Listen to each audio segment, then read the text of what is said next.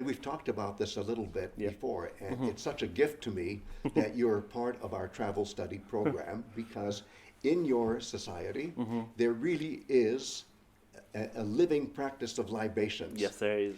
And, uh, and I have such a hard time trying to explain to people who don't have libations in their society The what importance. on earth is going on in Aeschylus's second of three dramas in the Oresteia trilogy called the Libation Bearers. And there's Electra saying to the chorus, teach me what the formula is for libations and for the prayers that go with it. And that again is so difficult Yes. for us to understand that sometimes the right word and the act of pouring go together. So just tell me things that come to your mind as you compare the beautiful traditions of your people who are historically not related in their customs Yeah. to the customs that we're analyzing in the middle of the 5th century, Yet they're looking cognate. backwards.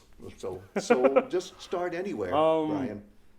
Like we mentioned, libations are a big part of our culture, and this manifests itself in any ritual that needs to be performed at any key stage in life, or sometimes on a day-to-day basis.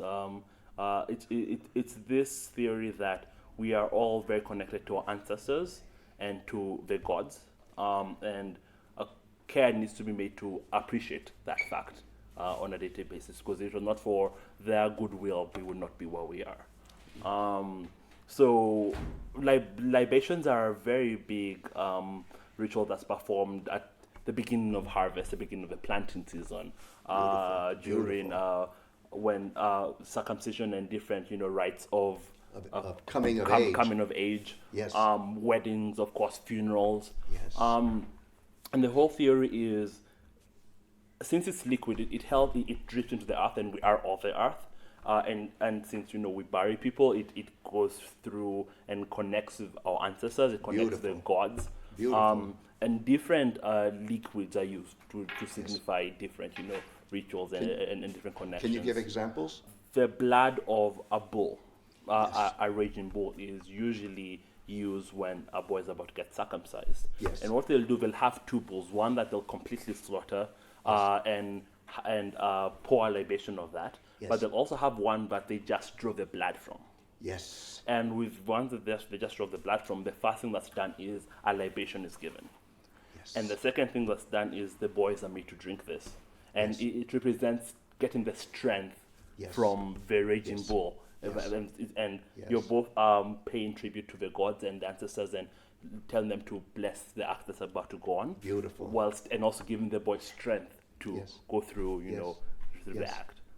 I'm from Kenya, and I'm from a small tribe called the Ameru.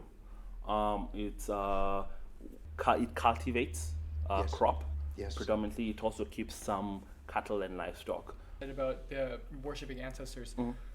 In my father's hometown in Fuzhou, China, there is a very strong culture of praying to ancestors. They have a shrine in the mountains where all the ancestors are buried, and you would go up there and bring offerings that would just be kind of the best things that you had to give, and that would be out of respect, out of keeping the memories alive, and just there are many sayings in Chinese. There are many. They're not so much prayers, but they're asking for good health and strong life, and they're accompanied generally with offerings of food and flowers. Yeah. And another good instance of a libation that I can think about is before the planting season, when you're praying to the gods for good rain. Nice. Right, so Yes. you'll have a libation that foreshadows the act of rain penetrating Yes. the soil. Yes. And in doing so, you're Yes. telling the gods, we appreciate all your work. Please be with us this season again. And speaking of appreciation, what I'm so happy about is in this dialogue is that we're connecting with people all over the world. Yes. And some people will have comparable Yeah. traditions Yeah. of libation. Other people won't have any, like most Americans, for example. And I bet when people hear the kind of remarks that the two of you have made about relationship to ancestors, because that's a common thread here, relationship to ancestors, relationship of consciousness to ancestors, I think it helps just by way of comparison, even if there's no historical comparison to make. The comparison itself helps people understand what's going on in the ancient Greek song culture. So thank you very much. No problem. This is great. My pleasure.